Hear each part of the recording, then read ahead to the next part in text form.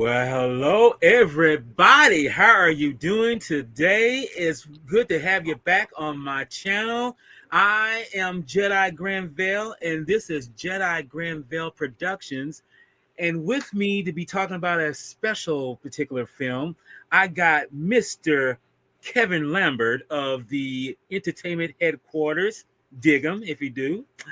And below us, we got Mr. Jake Hall of Kaiju Enigma. He is a mystery, so don't think that you can't figure him out, you know. But it's good to have you gentlemen on here. I appreciate your time and effort on this because, stuff like this, you don't really want to talk about by yourself. You want to at least have somebody to kind of coincide and kind of say, let's kind of just shoot the shit and see where we go with this, Yeah. What we're going to be talking about on this special edition of Takasasu Corner, we are going to be talking about a classic 1963 film directed by Shiro Honda, which is Atragon. Yes. Or as is known in the Japanese translation, the underwater sea battleship or warship, if I'm not mistaken. Yes. You gotta actually say the literal translation, otherwise people will be saying that's not what it's translated, man. Get it right, So, but this film is I don't know, it's a very unique one out of some of the films he's done, as far as Mr. Honda has done, or even anyone else has done. But to kind of get the iffy out of the way, when was your first time seeing this particular film? We'll start Mr. Kevin Lambert there. Ooh, now you're talking, Walter. Okay. I cannot remember the exact year, but I know it was a few years, probably sometime in the late 1990s. Oh, okay. So, of course, I know about the Showa era. I know about all the classic Godzilla movies in the classic, kaiju genre. And I had heard about a handful of other, movies that were made by Toho or similar films. Right. That were science fiction. Because as you know, in the 1950s and then going into the 1960s, it was the era of really over-the-top, outlandish sci-fi films. Right. So, you had like Tarantula, that was in the West. You had, you had different kind of films like that. And then not just kaiju movies, but then you obviously moved into more traditional science fiction films. Right. And then, of course, I love like things like Omega Man, War of the Worlds, all these classic westernized science fiction films. And then in the late 1990s, after being introduced to the Heisei era and things of that nature, that's when I was like discovering these other classic sci-fi films from the back in the day, from the 1960s and 50s. And I remember one day, as always, I was just, with my family in, I think it was something like Turner's Classic Movies. They were doing something like a tribute to Japanese cinema. It was like a week or a month of Japanese feature films. And one of them was Atragon. And that was my first. I was going to say, this was on British channels. Yeah, in the UK, we have a Turner's Classic Movie channel. And it like showcases all the classic, things of that nature, classic movies from all the different eras. And for whatever reason, they had like this is in the 90s, a Japanese tribute month or something, whatever it was. And it was like dedicated to different genres within Japanese cinema. They had probably The Seven Samurai on. Okay. They would have had different movies of that nature, the Mystrians, they would have had all them kind of films featured throughout the course of this month. And Atragon was one of the first films I seen. Cool. Okay, then. Well, Mr. Hall, when was your first introduction to this film? Well, a long time ago, I had I think I still have it, but it was like a little, like those VHS tapes where they show like films and stuff and like clips and stuff, like behind the scenes and all that. And there was one where there was a submarine being attacked by a certain black thing. Right. I was like, interesting. And it wasn't until they released this Mm-hmm. was when the first time I watched Atragon. And the first time I watched it, I was like, this is very intriguing. Right? And like Kevin, I slowly was introduced to these newer uh, or older films back in the 50s, 60s, because, I've watched the Gamras, I've watched all the Godzillas, but that was the first time I watched Atragon was when I bought the DVD of it. So Okay. Well, it's kind of interesting. It's probably fits in the melee of you guys. Is that's pretty much how I came to watch this film because I heard. No, actually, I didn't really hear about it anytime until the late 2000s, where I had heard about, as Kevin mentioned it, the Mysterians, and I had known about that film for a very long time. But I said to myself, it's like, when am I ever going to get to see this film? I've never seen it on TV. I've never seen it on any other kind of format. So by chance, it was on Amazon. And this is when I started ordering on Amazon because I was kind of iffy about ordering offline. And it just happened to be online. It just happened to be at Amazon. I said, okay, let me get this film. So I, by chance, like you, got the film itself on DVD. And but before I got that, I got Mysterians. And I said to myself, okay, Mysterians, something different, something totally off the cuff as far as anything that's not Godzilla related, but it's science fiction, and I enjoyed it. So interesting enough, when you order something like that, just like on YouTube, if you see something, you look it up, they give you suggestions that maybe you might be interested in these other particular films. And it's like, yeah, I'm like, I don't know about this. I don't know if I want to watch this film. I don't Well, really. it's like if you go on like Amazon or Netflix. Mhm. See, for example, if you go on to Netflix or Amazon, you'll watch a particular movie. Like, see, for example, if you watch, like, say, a Viking film or a Viking program, when that film ends, it'll probably, when you flick through Netflix or Amazon, because you've watched this Viking movie, as you're flicking through, it'll say, because you've watched this movie, here is some suggestions of other similar movies. oh yeah, And it might be other Viking movies, or it could be other period piece kind of movies, like, I don't know, like a World War One movie, because it might think into historical, feature films. So I've noticed as well, because I watched Atragon recently for this podcast on Amazon, and it suggested a few other 1950 movies. Yes. So, like, or the 60s movies, it has suggested The Mystery, and so I'm going to watch that. It suggested, for some reason, Them. I mean, Mhm. I don't see how, but I mean, okay. Yeah, the X from Outer outer Space. space. Face, yes. It suggested that as well, like underneath it, after I finished the film, because I think they're like Japanese produced Right. films, except obviously them. Well, Yeah, well, I don't know, and that's the thing. I was like, okay, Dim's American made, and it's about giant ants. So it's like, but maybe it's referring to dealing with radioactivity and how it affects everything. So it's like, maybe that's going to be the case. I don't know, but like you say, it suggested that, and bunch of films that was suggesting like Atragon, Frankenstein conquers the world, and Mm-hmm. some various others.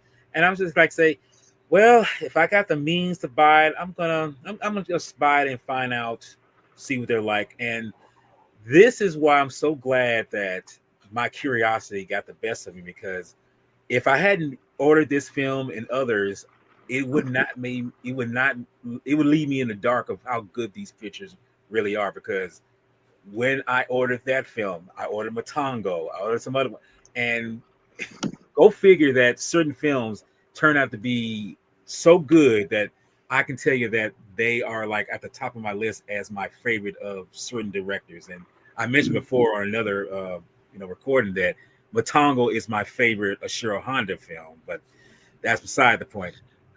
That was definitely an interesting film, Matango. Yes. I still have not seen it. No, You might be able to watch it on Amazon. possibly. Just type in Matango and it might.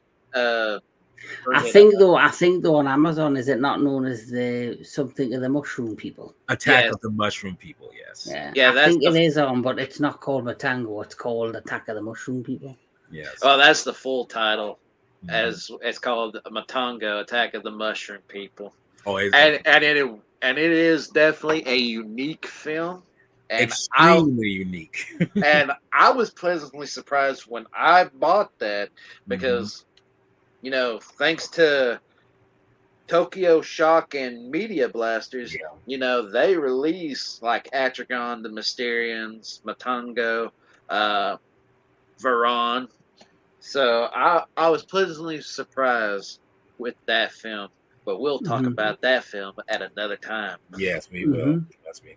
But like I say, getting back and just like I say, when I saw the film, I was like, wow, this film is really a very unique film, and let's just say, when you get people together like the people that are behind it, that the original 4 horsemen of the Tokusatsu universe, Mr. Honda, Tomonika Tanaka, Eiji Tsuburai, and Akira Fube, you got to realize that somehow these 4, even though they work separately from one another when doing films, it's always amazing how they come together and make a spectacle of something. And this film is no exception, because it is very unique in what it does. And I just say, if anyone has never watched it, who's never watched this film, please,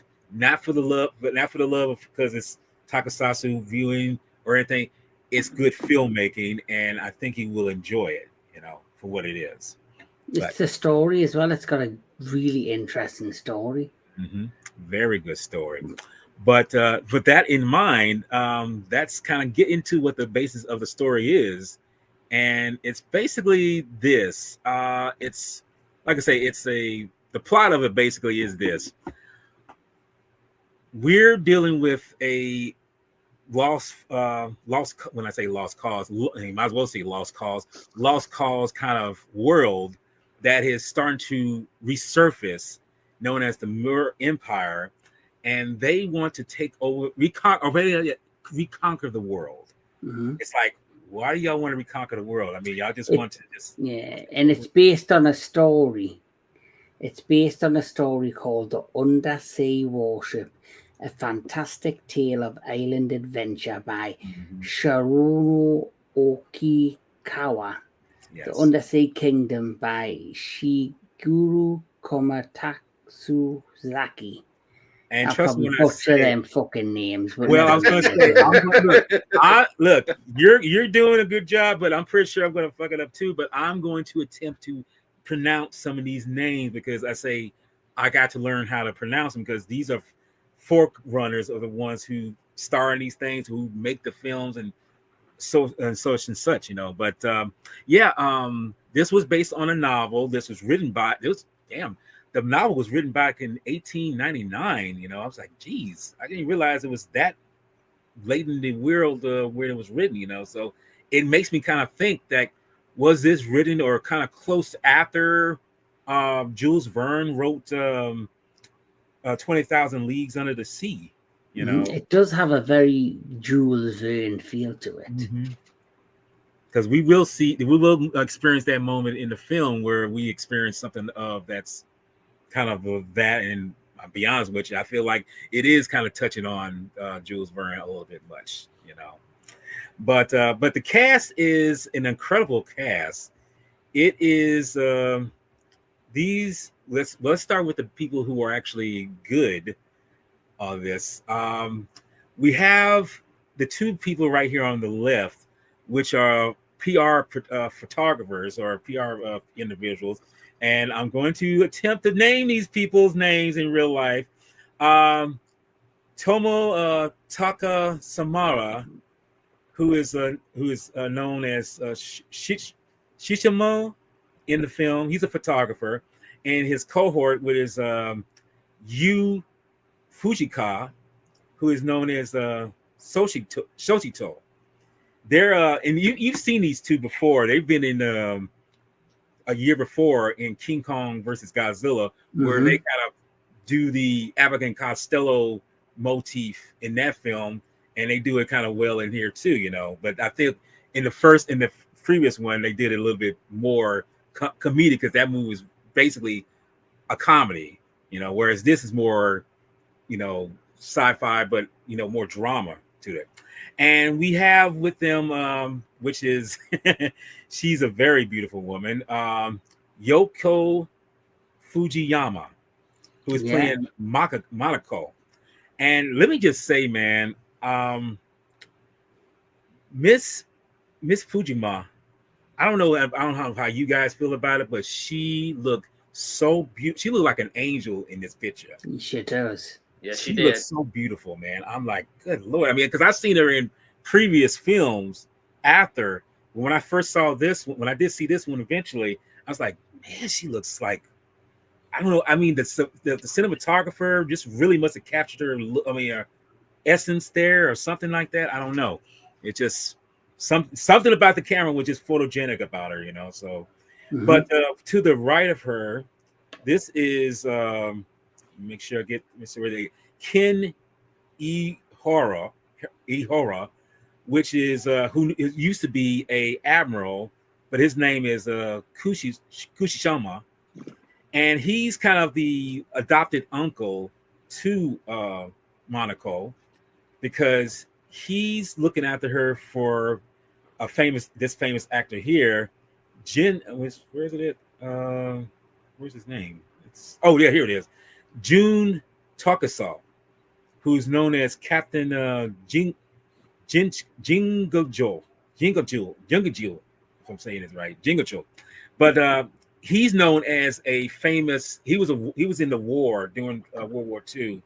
He was a captain. He was a ship captain during World War II, a submarine captain. And he was known as one of the busts of the shipbuilders in terms of submarine building. Very excellent, as the story goes. And below them is another prolific actor, and we've probably seen him so many times during this time. Horishu Kamizo, if I'm saying it right. He's playing Detective Oto. It's kind of funny because this is what's kind of interesting. He's always playing either a cop or a scientist in certain films around this time, you know. But this is the so-called protagonist bunch here, whereas we have the antagonist cast. And let's say, the one in particular, I can say it surprised me the most because previously he was in Matango, which was Ken Shichihara. I was seeing him, you know, in this before this, when I saw Matango, or was it Matango before this? No, it was Matango before this. I was surprised that this guy could really play a nasty part. You know, it shows that he has range. You know, he's just not playing just it's like, hold up a second. This is thank you, Sensei's Red Spirit. I know who he is, but thank you for joining, sir. But Shintahara, though, dude, I mean, I never realized this guy could be so mean or just like present a meanness about him, you know. I mean, and I guess that just shows how good of an prolific actor he is, you know, because he can play good parts. You know, we've seen him previously in Rodan and the Mysterians, and it's like he seems such a boyish looking individual here, and in previously in Matanga, he's like really like, wow. I mean, I never imagined that he can pull that off, But as for her, I can't picture her from any other film I've seen. Was it him or her? Her. Oh well, yes, the princess. I'm sorry, yes, the empress, Tushi Kobayashi. Yes, she's and I should say her story's kind of sad. She died at a very young age, unfortunately. Oh, wow. But this performance that she does in this film totally sold it in terms of her essence, because her performance in here is just unforgettable. It's unforgettable. So that's why she stands out. But unfortunately, yes, she didn't. She unfortunately passed away at a young age, and that's probably why because I even looked it up, and found out that she had passed away way before. I think she started. She passed away in like the early '90s, and I was just like, damn. Wow. And she wasn't even that young. She wasn't even that old. That's why I say it's like, damn, she didn't get a chance to really, do. But I mean, this is the part that really sold who she is. And beside the two here, we have Hideo Yamamoto. Yes, yes. The guy who played Doctor Who in King Kong Escapes, dude, with the bad teeth and all. Good. And I'm wondering, was his teeth really rotten at that point? Was that just prosthetics? I think it was prosthetics. I think they were fake teeth. Because he just looked gruff and just looks mean and just like, good God, I mean, how can you? But he's always playing mostly antagonist parts anyway, And then of course we have the prolific actor here, Akiko Hirata, who's just playing Mer Agent number 23. So that's the so-called antagonist cast. But as you see, like all these casts, all these films in previous films and after, they always had a stellar cast. Yes. And these people really bring the range of what they, and as Mr. Lambert mentioned, the story of this film is very unique, very complex, but it keeps you intrigued. So we'll get into it as we start with how this movie goes in terms of where it's going with. So, bottom line, let me get it started and we'll just carry on as we go. The movie starts out with one of these. Well, might as well say. Well, you know what? Let's get that out the way. Yes, he ain't wrong. He ain't wrong. He's not wrong. I was building up to that, but he said tits. Yes. Yes. Toku tattoo tits. Yes, very much so.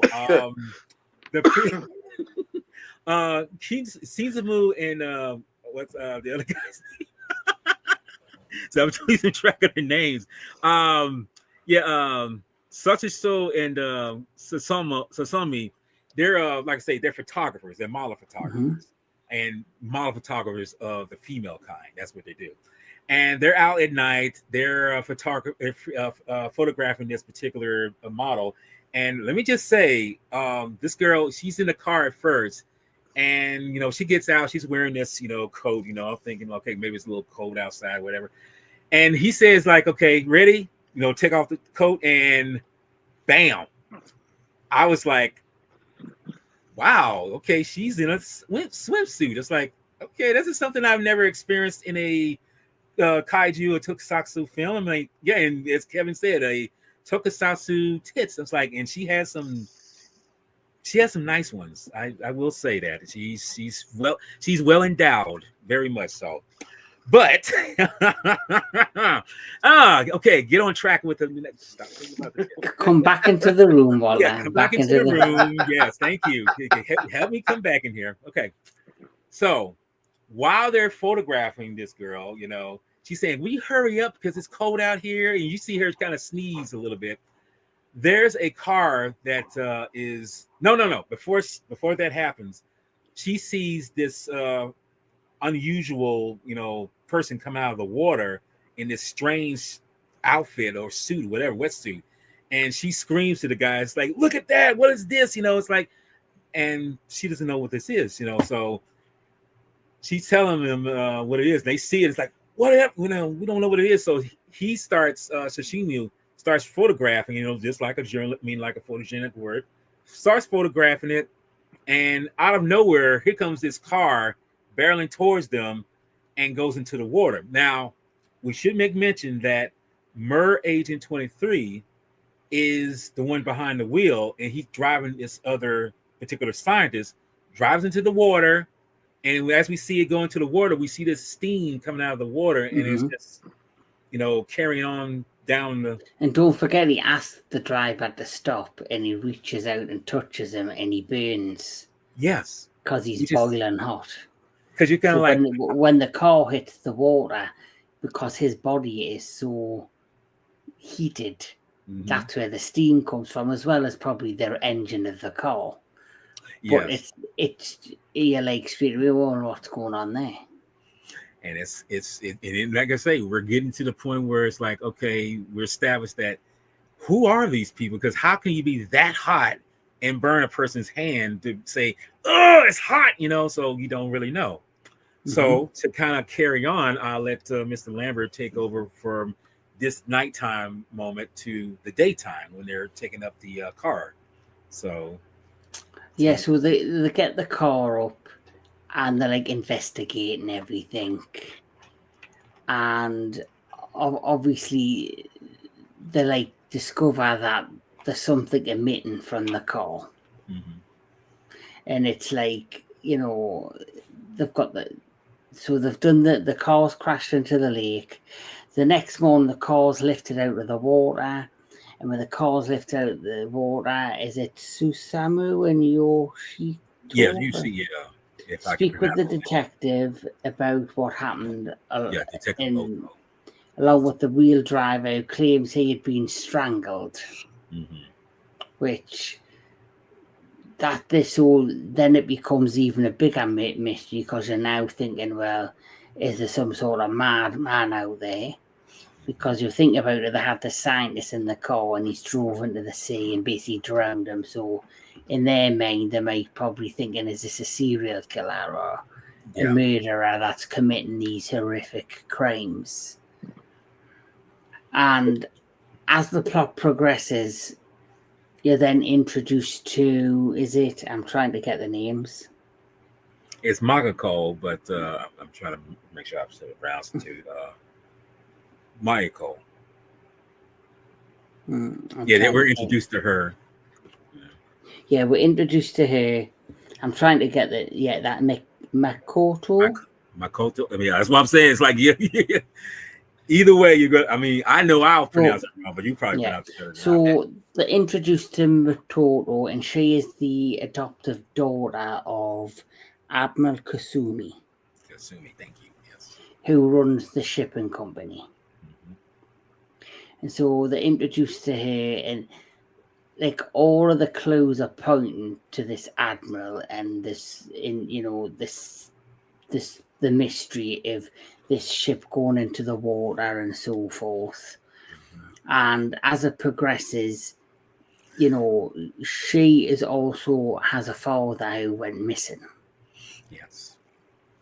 Who she believes is dead. And as a progression, you have agent. What was it, Agent 22? But we have someone who's actually looking over this as another agent. I forget what he's pronounced as. He's like a reporter. He's pretending he's like a reporter, but he's not really a reporter. He's secretly working for the Kingdom of Mu. Yeah. We don't know that yet, but we kind of suspect it. Yeah, so he's like following her, and he's like, and stalking her, and that's when they get involved. Then they take her to the admiral, and then they start talking to the admiral about what's going on.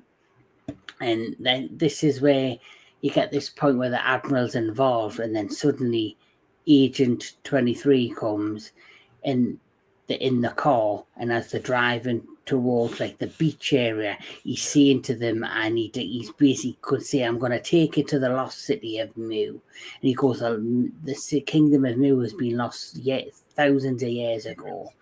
And this is where there's like a mini little battle between them, and Agent M suddenly dives into the water and disappears. Yeah. So now you're thinking, right, we've got the people of New have returned, but how and why? Right. You know, and in midst of all this, you know, the reporter, you know, that's played by Shahara, you know, he's interviewing the admiral, you know, but I mean, he's retired from that. When I say he's, you know, he's not there to, he mentions that his that the man is still alive, and it's a shock to both him and Monaco, because there's a moment where the camera just, you know, because we don't know, because like I said, we don't really know who this person is, but when we see this particular shot where the camera pushes in on our face, you kind of like, what does that mean? Yeah, because he's getting interviewed, but then the questions that he should be getting asked via this interview are not the kind of questions that he thought he was going to be answering during this interview. And this is where he kind of feels like the reporter's intruding more than he should be. Mm-hmm. And then, like you see, when they mention, the admiral, the other captain, the greatest captain of the Japanese, you know, Navy, is potentially still alive, and she's sharing this. It's a shock to the system because it's that author basically they're talking about. So we don't really know, and that's what adds on more, more weight to the issue, because you think like, okay, this should be something of a dead issue, shouldn't even be thought about, it should be pushed on. But like I say, we're going to get to that point after the beach incident. I'll pass it on to Mr. Hall, and you kind of take over where after the incident at the beach, we go from the police station, which we involve ourselves with Mr. Detective Ito again. Mm-hmm. Yep, so they have captured I forget that gentleman's, Tomei Yamano. They have captured him because they feel like that he was part of Agent of Mu, but he wasn't. And each time they would ask him a question, he would just say these numbers like 75, 98. I don't think that was the exact number, but I'm just saying. Yes, we just, yeah. So as they're standing there, all of that, that's when Admiral, or the retired Admiral, says, Admiral Kasumi, thank you very much. He's like, you're a Japanese naval agent, aren't you? And as he's asking him questions, he accidentally says, yes. Oh crap! Where'd you go, you son of a gun? Captain Hachiro? Oh, the captain that he's talking about. Yeah. I'll say just say Gino. I mean, just say Gino. I mean, how do you want to pronounce it? I mean, because it's John. I'll just say John. Yes, that's John's character had told him that he was alive, and they're like, "Wait, what?" So, and what's Monko's reaction to that? Yeah, just kind of fades as they're like, oh, "Are you okay?" Right. But I mean, look, that's dramatic, but you know what? That's exactly what so after they talk with him and all of that, he has agreed to take him to the captain on a mysterious island. Yeah, but see, he's willing to take them to the captain, who was her father, who, don't forget, he had created a warship and then Oh, yeah. disappeared at the end of the war. Yes. And so he's willing to take them to the captain, but he's not willing to let slip where the location is, but he'll take them to the location, which Yeah. turns out to be this fortified island. Yep. And as they get there, because even the new agent that was a reporter went along with 23, yeah. yeah, went along with them. And as they arrive to the island, they go through like a sandy beach where their jeep gets stuck, and then they finally get to the place. Which, might I say, for being on an island and how they built the living space was actually pretty cool. Yeah. So, and they meet these other officers and all that. They're like, who goes there? Or being security. And the agent's like, oh, it's just me. I brought guests. Yeah. And so they end up going in, making themselves comfortable. Finally, June shows up and is like, it's nice to see you again, Admiral. Like, oh, everybody's like, huh? So they end up having the discussion, talking about past and all that. And then they mention the warship. Mhm. And he takes them to their secret, underground location where they have the warship. And I should just show this, this is behind the scenes, but that's the Atragon on their right side, where that's the mirror, one of the mirror submarines on the left there, Mm-hmm. Yep. And obviously, the film's called Atragon because Atragon was the American or the Western title, but in Japan it's the Gotengo. It's got to go Tango, yes. Yep. Which is kind of interesting. I'm kind of like, who made up that title, Atragon, in the first place for this film? I think Gotengo sounds better. Well, you know what? Actually, I do too. I mean, it just seemed like that's more robust for some reason, but I don't know. I mean, that's beside the point. But yeah, that's why I don't see. See, that's one thing I can say about these movies. If you translate them, it's like we're translating them into the language that we feel is comfortable with. But it's like, shouldn't you just go with? I mean, shouldn't it have been just called the Tango for the Western audience? Don't you think? Mm-hmm. I don't get it. And obviously, after they are introduced to the Gotengo or the Atragon, she is then reunited with her father and she's like in total shock that he's still alive. Mm-hmm. And he basically admits that he disappeared with his crew and the ship because he wanted to prepare Japan to basically become the superpower of the world. Yes. With the power of the Gotengo. But at the same time that's happening, the government receive a tape from the new empire which showcases around the world different natural disasters that are happening, but they're not natural, they're being occurred by the new empire. Yes, like this here. Yes. They're basically enforcing natural disasters on countries around the world. They should show how dominant in their power is. And during this time, the captain of the Gotengo is kind of ignoring the events that are going on because in his mind he had this mission of, bringing Japan glory and making it a superpower again. And they are basically begging him to use the power of the Atragon to take on the new empire. And the new empire know that Atragon is a powerful device and they are threatening the world or the captain not to continue building it.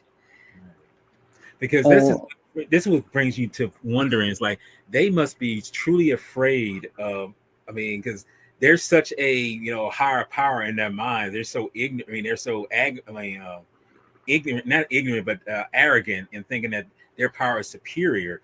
They're afraid to say, we need you to stop him from building this. It's like, why are y'all so afraid of this thing? It's like, it's that unknown factor of something. And you think to yourself, well, there must be something about it that's far more superior to your technology if you're tell them to stop building it, And in the midst of this, remember when we get to the island, the reporter, the Mu reporter, he mentions that there are resources on there that are, greatly abundant, and I'm guessing that those are the elements that went into the making of the ship to kind of like harden it to where it's like very battle ready, and it's not to say it can't be damaged, but it's something where you got to be knowing the techniques of how to destroy it in order to disable it. So it goes without saying that this is the moment where, especially when he tests it, and it shows that the thing can fly. That's the other thing. That's something that you never would imagine seeing something like this, a submarine fly. But this is where the fantasies of the world at this time were just coming to life. We realize that the captain is so embedded with that mindset of using that to, like I say, as Kevin said, to like say reestablish, Japan as this really great nation. Mm-hmm. The admiral was telling him, like, in no so small words, like, that's over with. The war is gone. It's done. We're not doing that anymore. Because he's been stuck on that island for so long with this mindset and this goal that he's not taking account of things that are happening in real time around the world. So the war's ended, but he's still in that old military mindset, and now there's an even bigger threat to the threat that was there before, which is the people of Mu. And as you know, you're then slowly introduced to the Empress of Mu. Right. And, you see the older gentleman who's, and it reminded me of a scene from a Mothra film where you basically got all the priests and the worshippers, and they're in the temple room and they're singing and they're like praying, and they're praying to the god Manda. Yeah. Yep, and he actually is called the High Priest in this film, because he is, and it's funny because they're sitting here bowing down, and the Susumu, he literally tells the girl's father that he's war crazy, and he's like, he tells him he's war crazy, what? And just walks off after saying excuse me, and then he looks back at the admiral's like, is this boy? He's like, he's a better man than you. Right? That's pretty much what he's pretty much tells him. Yes. And then as that progresses, he ends up having one-on-one time with her at some point, and she is having regrets coming here because of what he has been doing for all these years. And then Susumu was, in the background listening, and he, sorry, no, you're good. He literally says to him, take care of my daughter, because I know I wasn't there for her.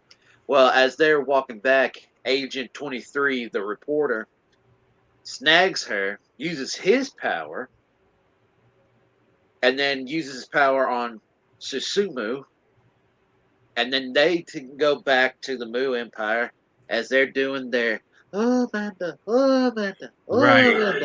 And then they make judgment, and the Empress literally says, sacrifice to Manda. And it's like, yes, very good, very good.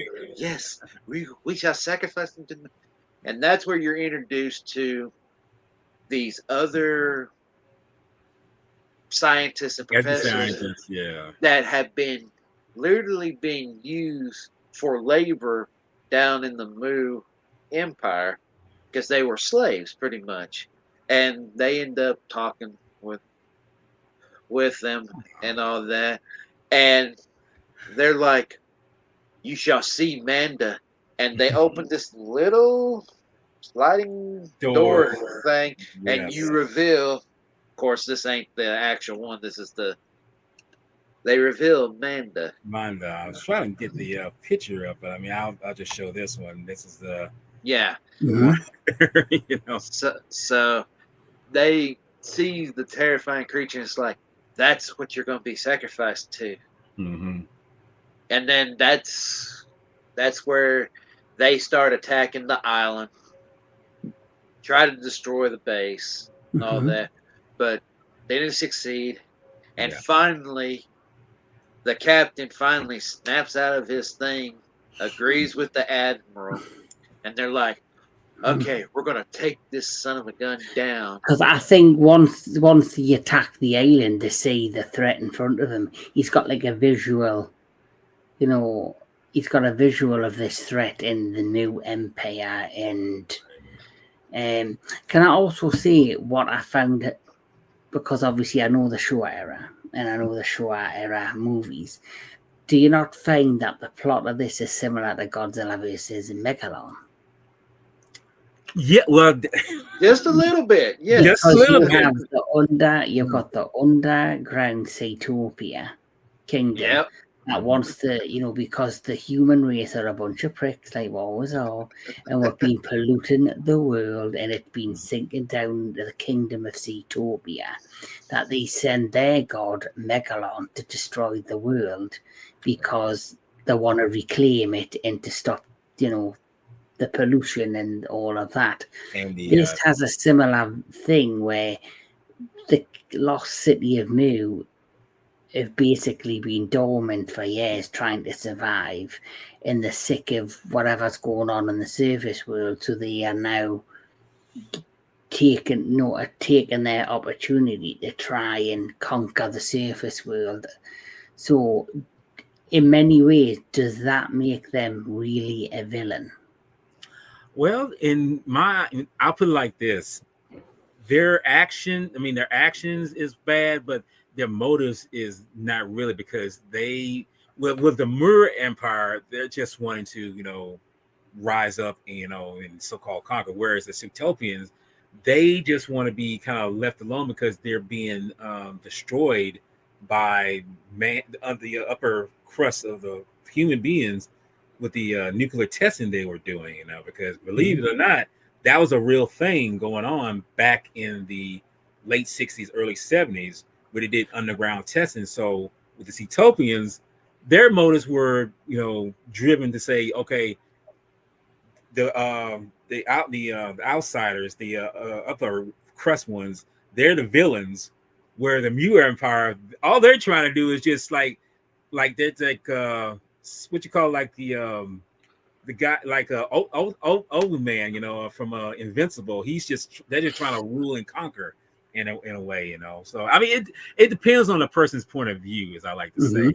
That's that kind of mentality, because you got to remember, the daughter, I mean, Malko even says to, you know, her father, you know, you're no different than, you know, the Mu Empire. You just want to try to take over and do whatever, you know, and say, that's not what I'm doing. I'm doing it for patriotism. Like, no, you're the same kind of individual.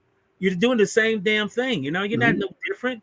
And that makes me think to myself, like, that's the thing you got to realize. Like, your perspective is obscured if you can't see that you probably are the bad guy, you know. And in a way, he was being the bad guy until, as Kevin said, he's like, he finally releases that motive, you know, and realizes what's more important, your patriotism, your, you know, honor and everything, or the love of your daughter, the one that you gave birth to and, you know, left behind, and didn't realize, like, that love was almost lost if you didn't regain it. You know? It was kind of like hanging on to the past instead of focusing on his potential future. And part of that future was, in holding on to the past, was not building a relationship with their daughter. Yep. And now he has an opportunity to do that if he lets go of his past. Because I have to ask this question: when she tells him, that moment when she really comes to realization, you know, even though I met her, I mean, I was regained with him, I'm reunited, all these things. When she says, "I hate you," do you think she was out of line for saying that? Do you feel she was out of place? Yeah, that's what I think. Nope, because at the end of the day, he's still alive. Mm-hmm. But instead of actually being and having being a family with his daughter, he's made the choice to be selfish by allowing his pride to overcome what he should be focusing on, and that was to be with his daughter and his family. He decided, no, because at the end of the war and it didn't go Japan's way, he's obviously then said, right, I'm going to make sure we are ready next time, which by disappearing and living on this island, he sacrificed so much. In the world that he thought he was going to return to, it's not that world anymore. The world's moved on without him. Yeah. It's a changed world, it's not about war. I mean, true enough, the world that he left, they're still at war with certain things, even different ideologies, probably no different than we have today, because we have that out of whack right now, but the thing about it is, you have to look past that and realize what's actually really important, what's actually makes the world better for itself, peace, and and realizing like the people that you're associated with, that you love and everything, families, like all these things should be the things that hold you back from doing war material things, battles or anything like that. But it's like I say, it's a much deeper metaphor in this film than most people ever look. They just like, oh, there's a flying submarine, or it's like an eel thing, that's got these horns, look like a little dragon. No, it's more to it than that. It's a real strong character-based film. So yeah, but no, we're I have to say too, this film has some of the best effects in terms of pyrotechnics I've ever seen, especially at this time. It's crazy because wait a minute, where is it? Like I said, this one here where the that one particular scene where they threatened to do damage to the world in certain places, the cave-in sequence of this particular block, we see the before and then we see the after. That was one of those staple effects that Mr. Subarai was really known for, and he did them well. You've seen them countless times in previous films and after, but you see the power of the moon. And they're saying that they are a bigger threat than you give them credit for it. So like I say, the captain says, I'm finally going to take off this rusty armor of what I was indulged with. And it's like, it's time for me to like, hey, forget all what the past was, focus on what's actually important now, try to, rescue my daughter, and really, if you think about it, his daughter is the catalyst that makes him realize like, yes, you need to break out of this, you need to forget all that, so. Yeah, very true. But as we get into the tail end of this, we see that everything's getting buck wild here. And like I say, we get to see that the submarine here, there's a sequence where, and I think it's right here, where they're blowing up ships in the harbor. They just blowing up shit left and right. I'm just like, and dude, I'm watching this. I'm like, wow. It's like they ain't taking no prisoners. It's like, we're gonna blow shit up. We're gonna rock your world. We're letting you know we are this kind of badass, But here comes the Tongo, and it's flying in here, and it's like, well, you're about to see what we can do here, And we got a thing here. Well, yes, extremely. If you're a tokusatsu lover or just a kaiju lover, people ought to watch it out. But now, like I say, during this time, Tsushimo and the other people in Mako, they're about to be sacrificed by the queen to Manda, and they go down. Like I say, Tsushima gets to jump on them by having these, I guess they're kind of dynamite or whatever, explosives or whatever. Yeah, and they take them to this entrance here, where it's behind the scenes, where they need these suits and everything. And Tsushima tells the Empress, she's like, put this on so we can leave, so I can take you to the surface. She says, no, I'm not going.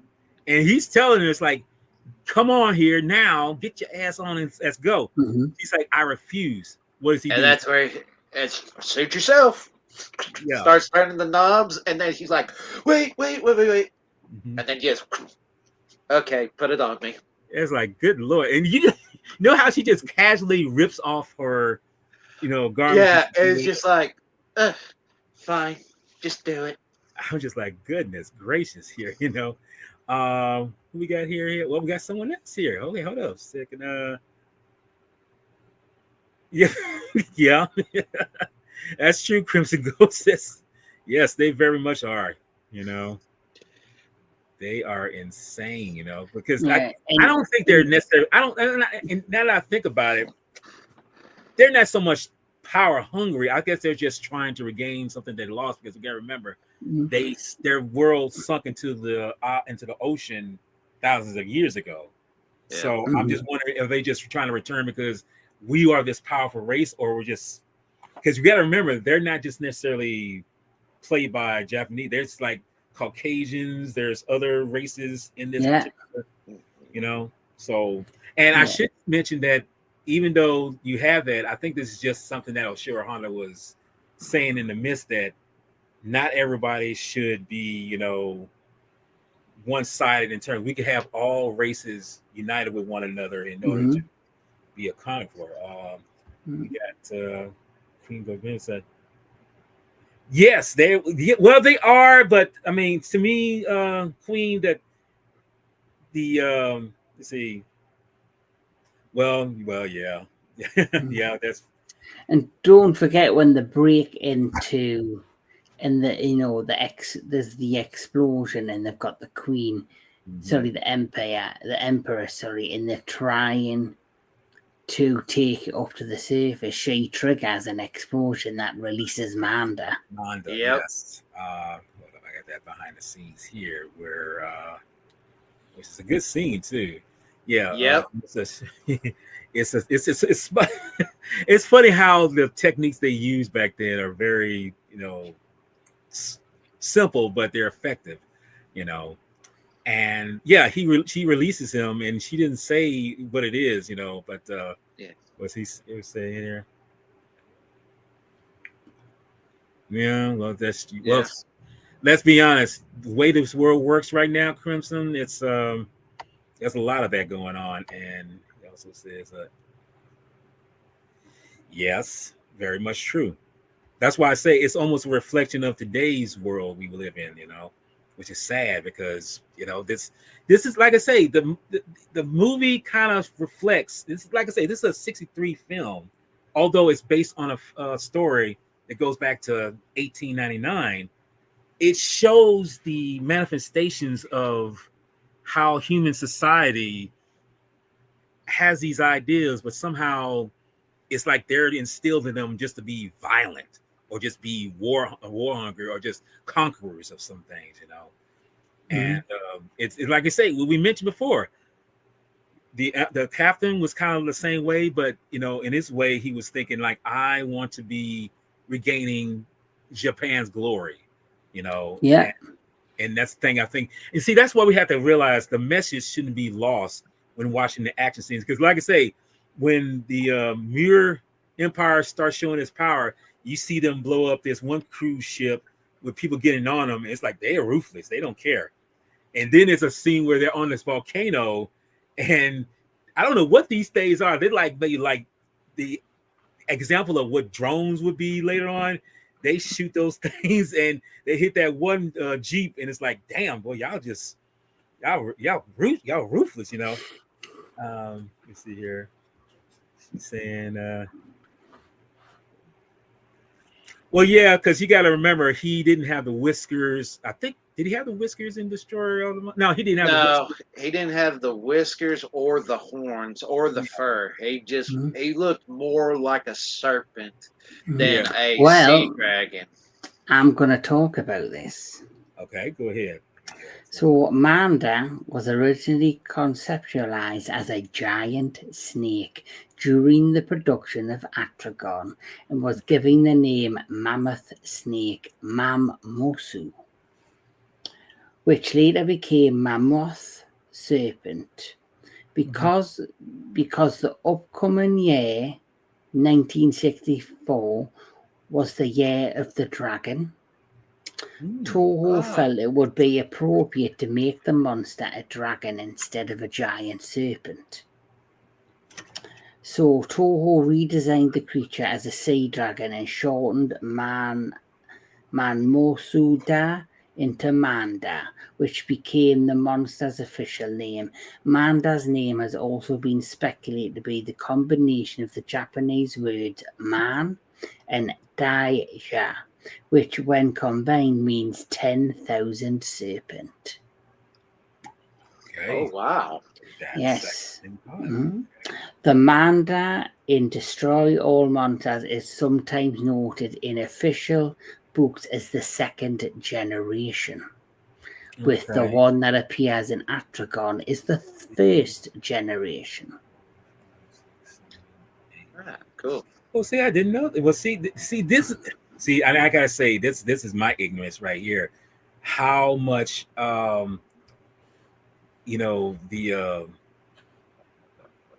with this particular creature. See, right here, it's funny because that there's something as far as mythical about the designs behind them, because even Godzilla's design is something behind it that makes it relevant to their culture and everything. But I figured with Manda, like I say, when we see especially this up close version of them, when they open the doors and everything, you see the horns, you see the whiskers, you see all these things, but it's like, no, we know that in Asiatic countries, we've known about dragons and it's something like a protection or just a ward off or whatever, but it's so much atmospheric knowledge about that goes on between that and this, and then we see it reflected in the films that they do. It's there, man. I mean, it's so there. Hold on a second. So true. And Queen also says like, I will say this, Queen, that in the translation there is, but really it's Gatango. It's really Gatango. Gatango. Thank you. I'm saying Gatango. Yes. Yeah. So basically, when the American production company or the company that was going to release Atragon or Gotengo was the Japanese name of the movie. So basically, when it was bought by the American company to publish it in America, it actually was shown on television, not in theaters, as a 2-part television movie. Oh, I see. I didn't know and that. So what happened is the production company, when they were going to release it, wanted to give it a name that might stand out more. So basically a westernized name. So they renamed it from Gotango to Atragon because I thought Atragon would attract viewers more. Well, even Cruising Ghost says they should have just called it Flying Submarine. Well, I mean, its original title was Undersea, battleship, warship. But yeah, I think they should have called it that. Why don't just call it that? I mean, it seemed like that would be more simplified in that. But let's be honest. Western thoughts on certain things, when they take something from other countries, they want to westernize it, but it's like kind of be clever in terms of like, don't make this so outrageous that people can't follow. It's like, well, why is it called this when it's not even nothing related to this in there, And hey, she's yes, this yes. Yeah, we mentioned that earlier, didn't we? Yes, it's very look. It's very Jules Vernian here, Queen, because it's like, yes, I mean, because there's a moment here where let me bring this up here. Wait a minute, hold up. It's right not there, but I kind of showed it here, where on the right side, where it was around the Katango, or the Octagon, whatever you want to call it, and there's a moment where they shock it. They shock Manda, and it's just like it's so. I mean, because when I saw that, I was like, that's so much like 20,000 Leagues Under the Sea. When with Yep. what's the name of the submarine in 20,000 Leagues? That's stout. I mean, you know what I'm talking about, but the submarine in there, and that's when they was fighting off the squid or octopus, whatever you want to call it. The Nautilus. Nautilus, thank you. Yes, The Nautilus, yes. The damn thing, but yeah, but that's the thing, though. I mean, you see it in there, and hold up a second. I don't know. That's a good question, Crimson. I don't have no idea. I say, hold up. She's saying, well, if it is, I don't. You know what? See, you're telling me something I don't know. I mean, I'm learning something new here. I have no clue. I mean, that would be cool if it is. And I find it funny the way they defeat Manda, and this is funny for special effects and their creativity for defeating Manda. While Manda's on a rock, they freeze it underwater. Yes. And I'm sitting here thinking, well, if they're freezing it underwater, shouldn't the whole, like that certain part be starting to freeze as well? But because this is a special type of flying submarine, they must have had a special tool or algorithm to where it could allow only the thing to freeze and stay in place. And then after that, that's when they drive into the Moo's headquarters and start freezing the inside, stopping the machine and destroying. Okay. Also, did you notice that the device that the froze Manda was called the Absolute Zero Cannon?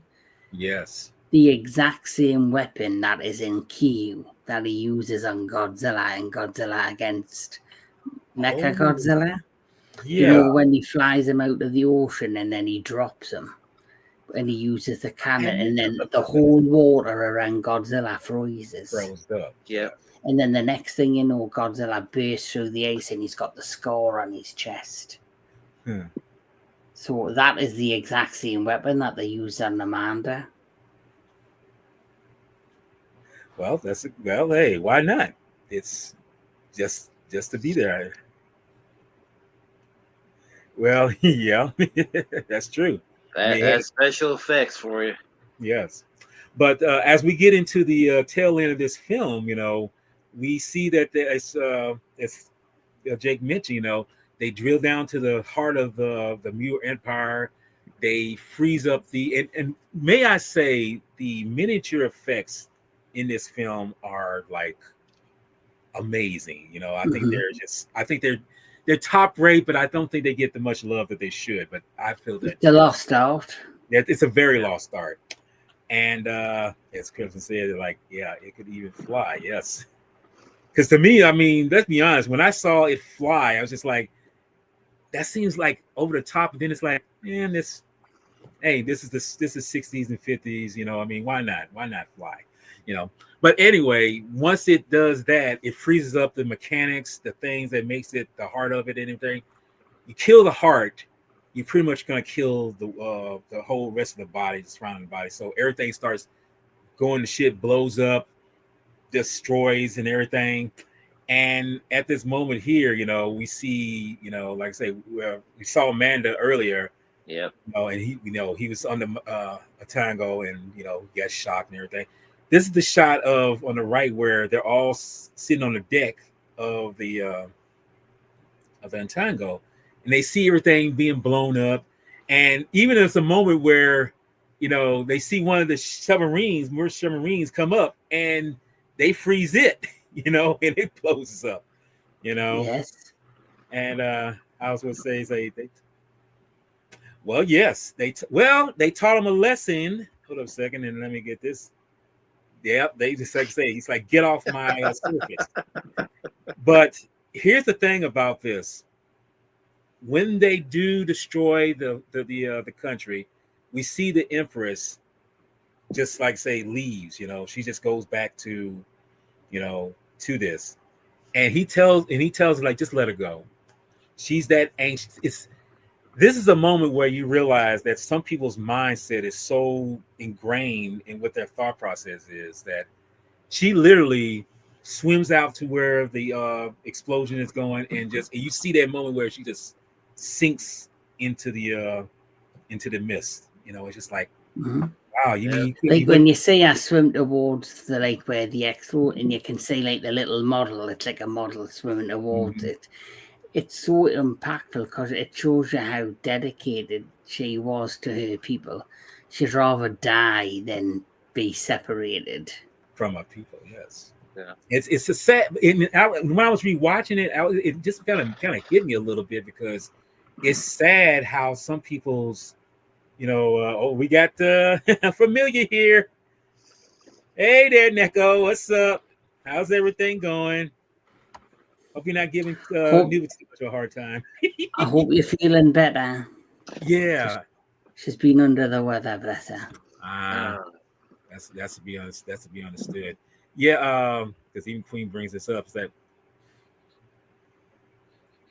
in a way you do, because it's like I say, that's the thing. When you're watching this, especially that part, you willing to die for what you believe in. It's like, okay, don't you think that should be let go? I mean, we get that you that mentality. You believe what you believe. I get that, but wouldn't you want to live and realize like maybe you should just? But then in a way that she's thinking, like it's almost, and I'm getting political when I say this. It's almost like the slaves on the Amistad ship when they literally dove off and rather die than be slaves to another world. And maybe in her mind, that's what she was thinking. She would be a slave to another world, which they probably would cage her and everything. But yeah, that's exactly. That's what I was. Exactly. Exactly. She chose that. She chose to choose death over, life. Life was too much for her once her country is gone. And to me, that's a reflection of some people today. They really believe that if they, are captured or whatever, and they live but the rest of their society is gone, it's like, no, I'd rather take my own life than to live on these principles, And it's like, we're going to treat you well. We're going to treat you. It's like, no, I don't want that. And that's why I say it's a sad, because you listen to the music, it kind of harkens to that, let you know it's like they won the battle, but at the same time, there's a sad motif of knowing that you won, but some people choose the other route in order to say that this is what we want, this is what we choose. And like I say, the movie concludes with the fact that, yeah, the daughter and father reunited. He realizes that whatever his patriotism or whatever is there, it's no good. It's only ruining him. It's only destroying or like this, it's blinding him from what is actually important. Yeah, as a question, well, now with today's climate and the world we're living in today, would you want them to do a modern version of Atragon? Oh, well, truth be told, if it was, I'd rather the Japanese do it. I put it like that. I'd rather them do it because they would do a better story in terms of that. And to say do an update version of it, actually, yes, because I think they could capture the essence of what the climate of today is in talking about. Because let's be honest, the climate of today is far more. It's over the top than what it was back then. I mean, there was many things going on back then, but compared to now, it's almost like we're swimming in sewage to some degree, And hold up, let me see this. It's it was there was a lot of these films that are way ahead of this time, Queen. It was way ahead of this time. It's as I was saying, it was a bittersweet victory. I mean, because you don't want to kill the people that are doing destruction, but you gotta stop him from destroying the rest of them. I What would do y'all think about that? I mean, go. I would say when it comes to Godzilla Final War, that is basically a tribute to all things Showa. So obviously the original Atragon was a part of the Showa era. So as you know, it features many kaiju and many different elements of the Showa era. And bringing the Gotengo back to face the people from the planet X was a nice surprise. Yes. Especially when Don Fry's the fucking captain. Right. With that gruff voice, it's like, yeah, sorry about that, sweetheart. You know, he's Mhm. and I told y'all to get back to the ship. and just for the record, he does talk with that voice. He's not faking that. You know, That he's being himself. he's being himself. You know, Uh, but no, if they was to do a remake of Atragon, I wouldn't mind seeing that, but I'd rather them do it. I mean, I'm pretty sure they would do it. You know, I would want them to focus on the climate of the day, because they would really show how the world is now in a better motif than, I mean, you could have someone here in America do it, but to me, I think Western eyes, they don't capture it as well as, you know, Eastern cinema does. You know, I think they really know the philosophy, the essence of what they're talking about. Because I've always believed when it comes to you know, Asian cinema, their philosophical notion of what they're trying to say is always embedded in their films, regardless. I mean, it was embedded in a lot of the Godzilla films. Even when the sillier films came out later, there was still an underlying message there. You know, you just got to bury through. You got to dig through all the, you know, battle royale kind of stuff going on, and get to the heart of what it's actually saying. And this film here is no exception, because it's telling you basically how two ideologies come into play, but they kind of conflict with one another. And sometimes when they conflict with one another, almost the same thing, because the captain wanted to reclaim Japan as a great power, but whereas the Mu Empire, they pretty much wanted to rise back to their fame. They wanted to do that, you know, and it's sad that it comes to that, you know. Yes, there was. Believe it or not, yes, there was an anime of Atragon. That is true. That's good question asking that. Yeah, because even it was. There was a anime of this. You know, Did they not do another movie? No, they didn't do another movie. But like I say, as they asked the question, they did do an anime, but it wasn't a sequel or something like that. It was just something totally not related. But it was an anime. I can't remember exactly the year it came out, but it was somewhere around the 70s, early 80s, something like that. So, but yeah, and it surprised me, you know. And she says, and this is something I have to say right now. Some people who ignore some of these films that are not Godzilla related, y'all are cheating yourselves. Y'all truly cheating yourselves, because you're missing out on things.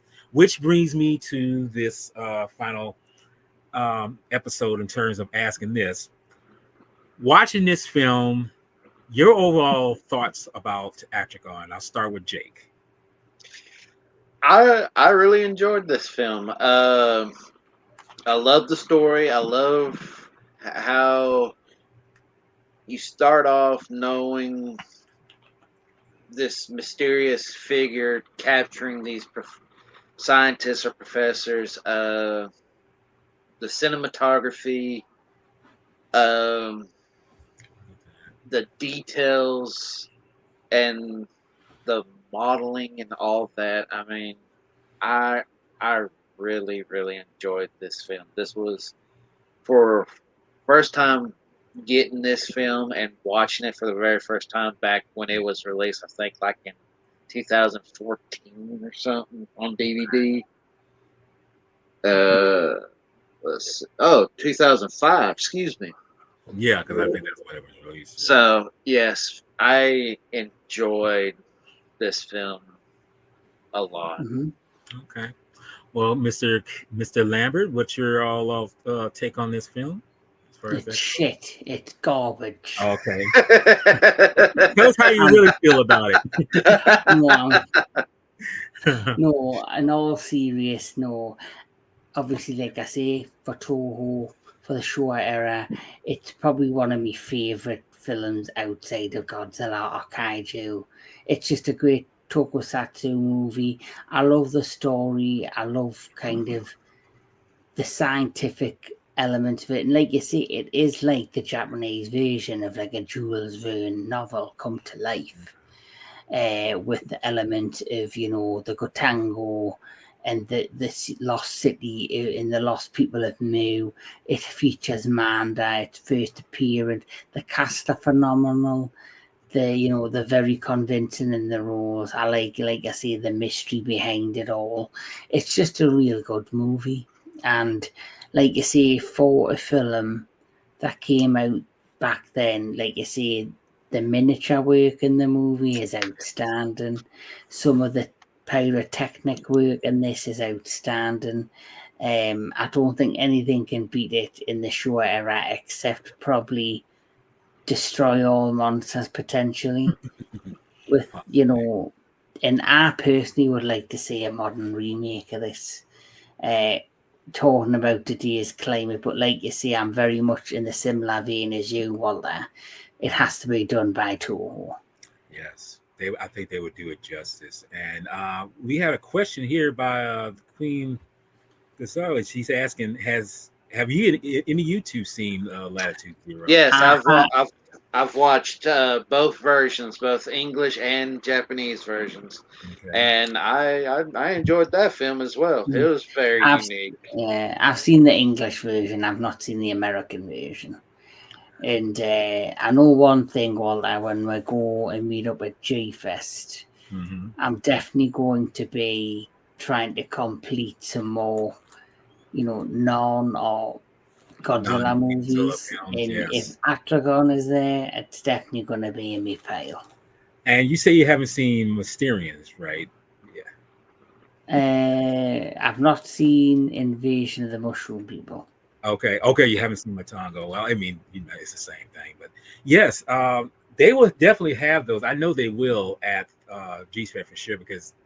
But I would say get a good copy if they are selling those, because there are. And I'm telling anyone who's watching, I'm telling you guys, if you go, there's some people who will try to swindle you. I'm sorry, they will. That's just facts. Okay, like anything else, we just know that people try to do over, and it's like, wow, y'all getting over quickly. And and yes, Caesar Salad, not Caesar Salad, but Caesar Romero played the villain. Yeah, he played the Joker. That's the other thing. He played the Joker before that, which is crazy. I think a lot of people can't picture him doing anything outside of the Joker. So everyone's quite surprised when they hear, oh, he was in this film, he's in that film, because before he did the Joker, he was quite a prolific actor. Yes. Oh, I think he's a very underrated actor. I mean, well, I put it like this, not underrated, but they didn't give him credit on how much his range really was, which is sad. But I mean, hey, that's if you pigeonhole certain people, that's what's going to happen. And fortunately for him, he was able to do that film too. Let me see. Wait a minute. Let's see. He's saying, well, yeah. Mr. Takarai was in that film also. Yes. But before we close out, asking you what's coming up on future events for your channel, Mr. Lambert. So coming to the entertainment headquarters tomorrow, it is the continuation of Fear the Wolf, the month of werewolves. That's right.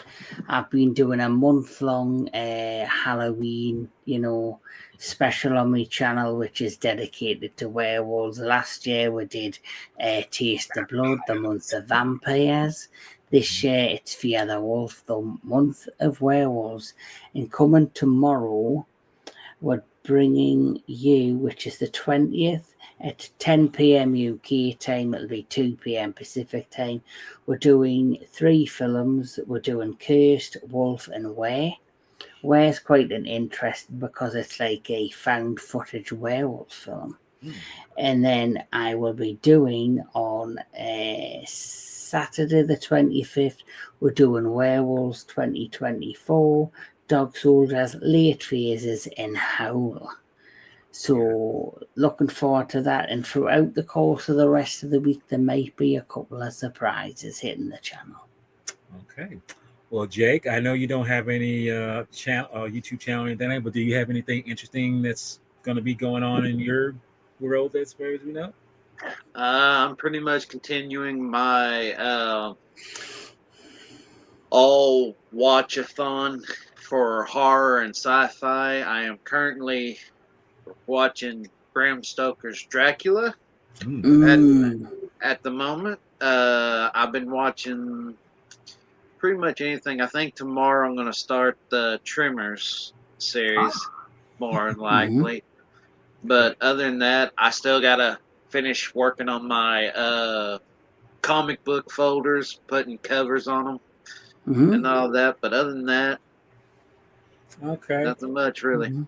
Here's a question. So werewolves, I've never heard of that film. I don't think I've heard of that. That's an interesting one. I mean, I've never heard of that at all. That's I will mention this once we get past Halloween and past October.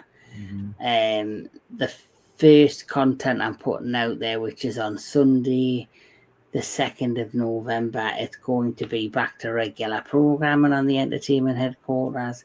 And we're going to be starting November off with the next Kaiju Connections classic Kaiju film review. And it's going to be Young Gory.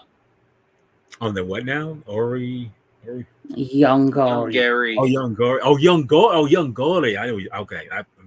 I know it's funny how English and English are, I gotta realize like English sounds different from English. So it's like, yes, that's what that is. Okay, sorry. Not to say you can't talk, but sometimes I don't think I can talk. So that's Are you taking the piss out of me? But for me, I'm going to be, like I say, this coming Saturday, I will be joining with you on your particular werewolf review with that, talking about those films, because I do know about Dog Soldiers. I have not seen Last Phase. I'll definitely have to work at that. That's on Tubi if you want to watch that.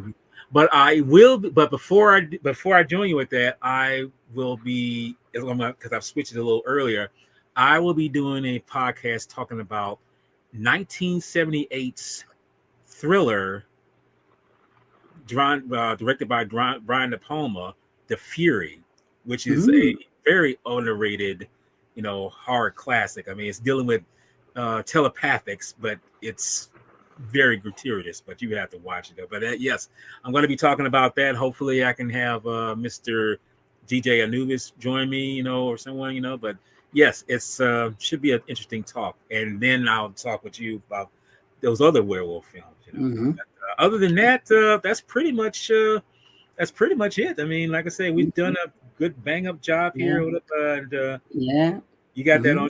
Well, I don't have it at all. It took me a while. It's on Tubi as well to watch. Yes, and it was made in Korea, which, believe it or not, done by Japanese special effects.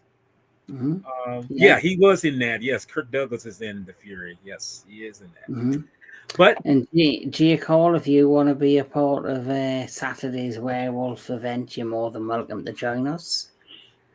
Okay. I don't think I've seen most of the films that y'all are talking about, but I'll probably be in the live chat, and just listen to y'all more than likely. No, that's cool. More than nice to have you watching and taking in all the tomfoolery that we're going to deliver that night. Yeah, I know there's going to be a lot of tomfoolery, especially between you two. Yes, you already made your request once, so don't think you're not going to see it when you're behind the scenes. So yes, but this has been a good talk, guys. I appreciate your time. Yes, like I say, being here and talking about a classic that's non-Godzilla related is Yes. just fun. Oh yeah. And I think you need to talk about these films because Are you look, gonna ask what we're gonna rate it? Oh, well, I think you did, but in a way. But you know what? Give your rating to this film. What's your rating to this all? I'll let you go first, Kevin. Yes. I'm gonna give it a solid 8 out of 10. Okay. That sounds about right. What about you, Mr. Jake Hall? I'll give it an 8.5 out of 10. 8. Okay, 8.5. I gotta say, it sounds like 1.5. But my hearing is bad. See you later. Yeah, take it easy, quick. Well, I will definitely give it a 9 because, like I say, it's I would give it a 10, but I think Matango took that place. It's just like I said, it's a good film. You know, it's just like I say, these are underrated. If someone said underrated classics, I think someone give it a whirl because these they were ahead of the time. They need to be talking about this time. So, yeah, definitely. But with that being said, I thank you, everyone. I thank everyone in the chat. I mean, thank y'all for giving me your input and everything. This has been a fun ride here. I love this. You know? I love yes, this it's been a good one. Yes, and I finally made an appearance on Jedi Velle Productions. You've been on here before. No, I think Jake. This is Jake's first time being on. Oh yes. Now. Yeah, this is my first time. So yes, no, but you've been on here before. It's just that I've been on others, and it's been a while. But that's okay. Sometimes, like fine wine, needs to, come to a fine age to be perfected. So that's all that is. So, but this has been Kaiju Corner talking about Atragon. I thank everyone. I thank my guests, Mr. Kevin Lambert and Jake Hall. Hopefully, we can do it again for another one, whatever that might be. Yes, so, thanks for having me. Yes, but as I always do, yes, you very well. Thank you for being here. Because I couldn't do this without you guys.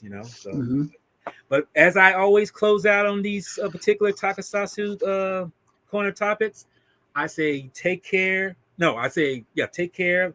Be patient, and always keep the kaiju love alive. So y'all have a great one now, all right? Peace out.